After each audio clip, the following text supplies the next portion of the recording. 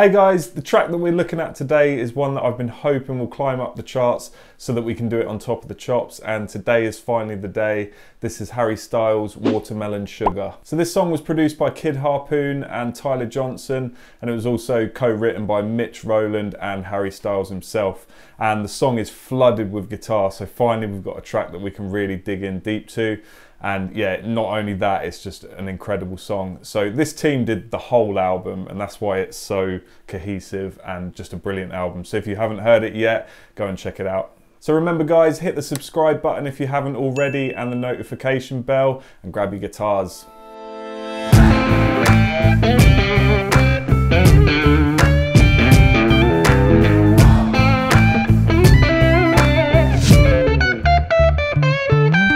Okay, so we've got a really kind of funky chord progression going all the way through the song. So we're going to lay that down first. I'll teach you how to play it, then you'll see a close-up shot in more detail, and then we're going to lay all the other parts on top because there's a lot of really cool lead parts and riffs throughout the song. So the first chord progression, we're in the key of C major, but we start on a D minor 7 chord, so I'm doing 5th fret on the A string, and that kind of spells out D Dorian mode. So I'm also going to have a bit of a shred over the end of the track at the end, so I'll show a close-up of me doing that, some improv at the end, and yeah, it's really fun to play. That's the reason why I've decided to do some improv on this. I just really love jamming over it. It's such a great backing track, and you've got the horns that come in at the end as well. It's great. Anyway, enough of me bigging the song up. So we got D minor 7, but the cool thing is the strumming pattern, and the strumming pattern is the same on every single chord. But firstly, the chords, we've got D minor 7, we get a cleaner tone. Then we've got A minor 7, so we just drop down, 5th fret on the E string. Then we go to C major 7, same string, I just move up to the E shape here, 8th fret, and then a G major. So same chord, 3rd fret. Okay, but the rhythm we've got. Okay, so if we're thinking 16ths, so 1 E and A.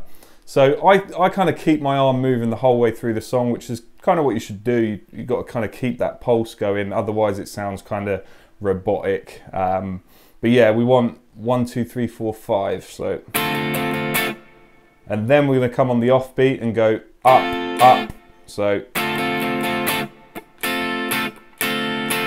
it does that again, so if we're thinking of the 16ths, we've got,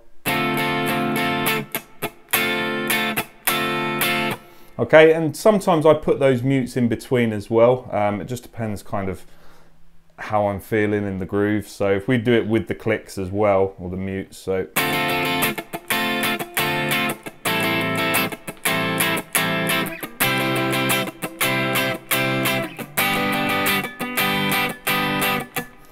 which sounds really cool, but if we want it a bit cleaner, so without the muting in between, you want to keep your arm moving at the same pace, but just kind of miss the strings when you don't want the mutes to happen. So if you watch my right hand,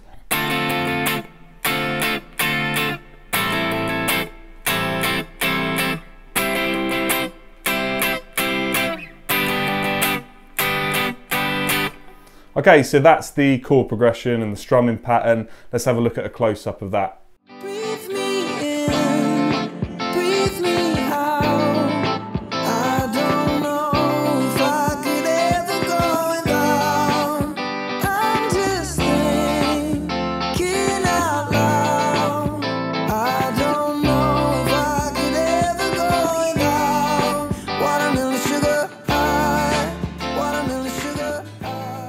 Okay, so this next riff, when all the drums and all the other instruments kick in, this just sounds great. It's such a good addition to that chord progression.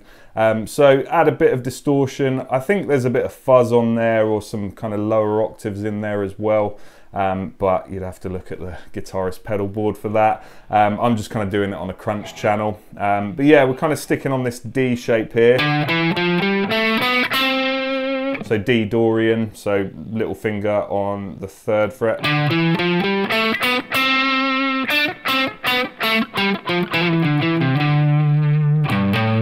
And we use the 3rd fret and the 5th fret on the E string as well. It starts off on the 1, so it's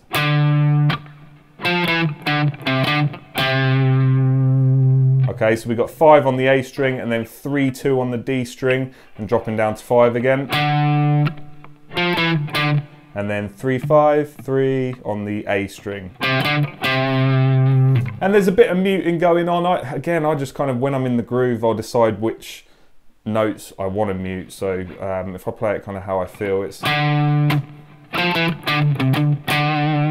Sorry, I'm landing on the 3.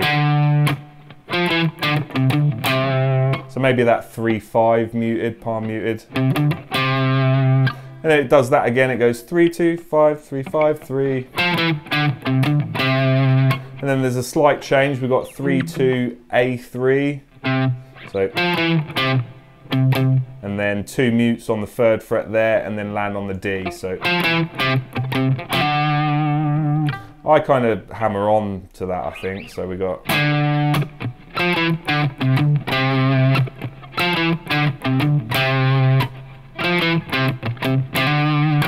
Yeah, I think I'm doing that on the close-up shots, but you can do it just straight, landing on the 5 without a hammer on. And then we kind of pick up with the low strings, so 3rd fret and 5th fret on the low E string, and we get...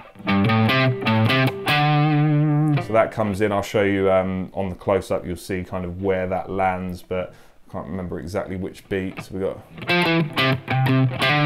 2, 3. So again, it's kind of on the offbeat, and then that 5 is landing on the 1 again and starting the phrase again. Now the phrase slightly changes at the end, and it's only on that kind of low riff there, but we get... Oh, what is it? I'm gonna have to play the whole thing.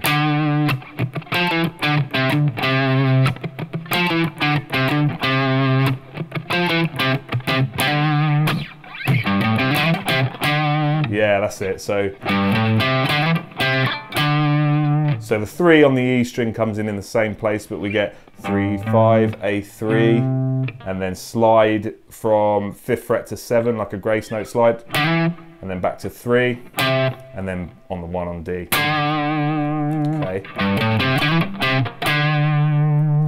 Okay, so on the close-up shots, I've filmed those before, so I've just remembered I put the next lead part straight away, and it's part of the same section as well. So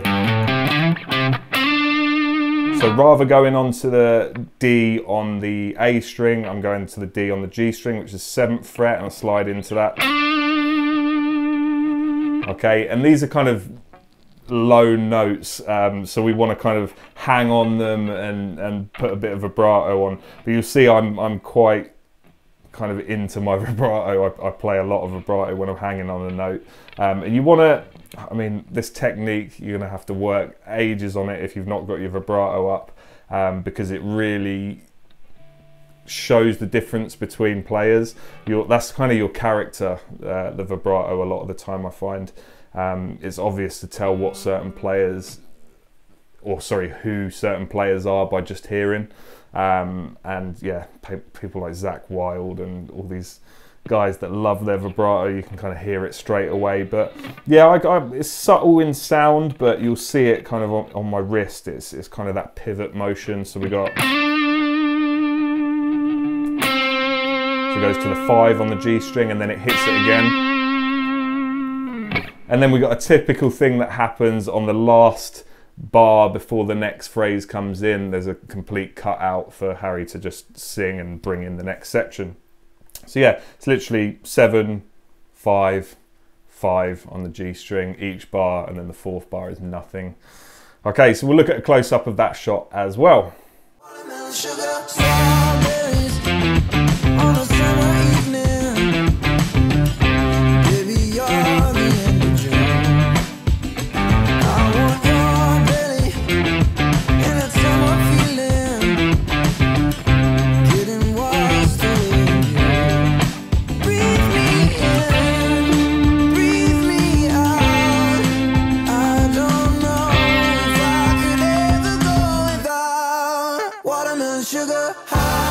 Okay, so finally, in terms of the parts that I'm going to show you, I think it's all of the guitar parts. I've really kind of studied this track and looked into it. There's so much in the production, and I can't big it up enough. It's such a great tune. The whole album is.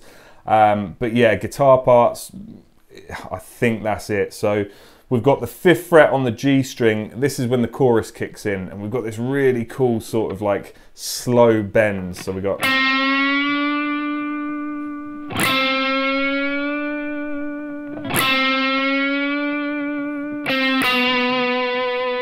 Okay, so real slow bends with vibrato on the top, again adding that character to it, and then we've got a 5/4 to finish that off. And then it does exactly the same thing, but it puts a little kind of 5 on the G string before you bend it up this time. So it's.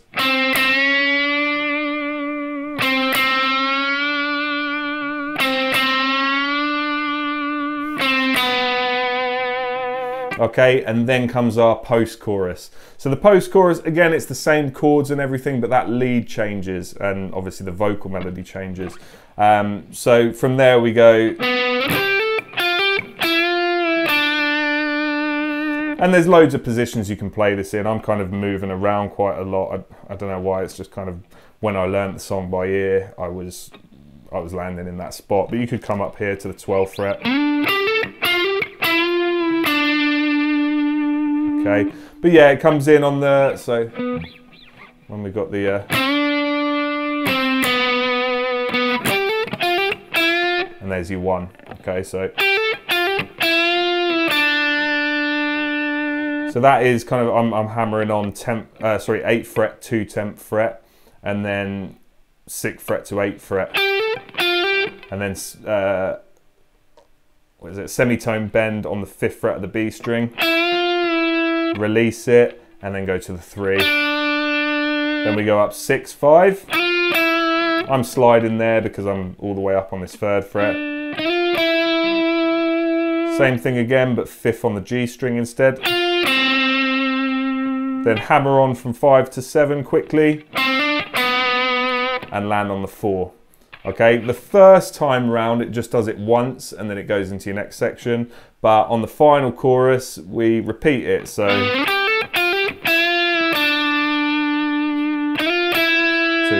3, 4, 2, 3, 4, and then it cuts off and he says watermelon sugar high, song ends, all good. Watermelon sugar high.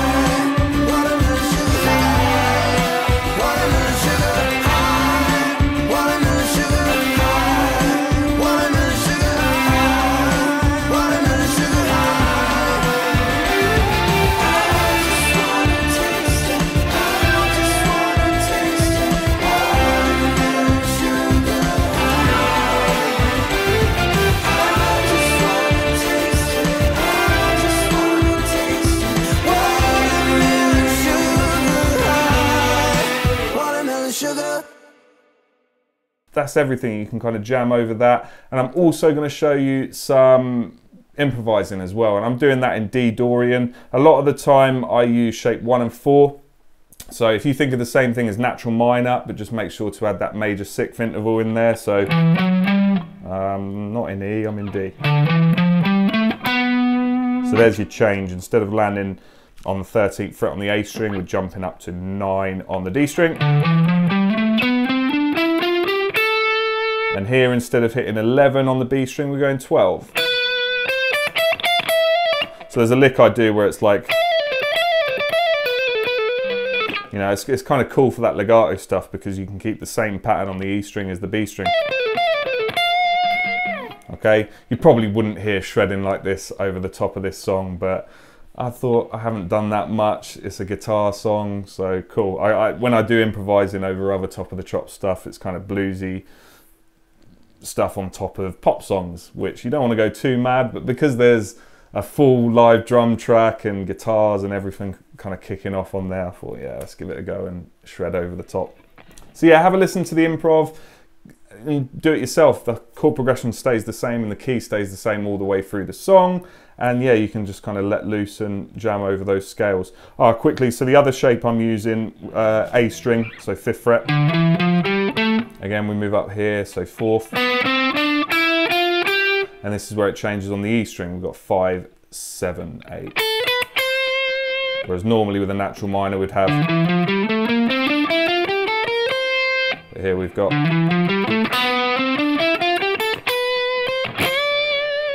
Alternatively, you could just think of the key as C major and go to your relative minor, A minor, and use A natural minor shapes that you know. But yeah, I kind of like Dorian, and I've improvised a lot using those shapes, so that's what I did for this.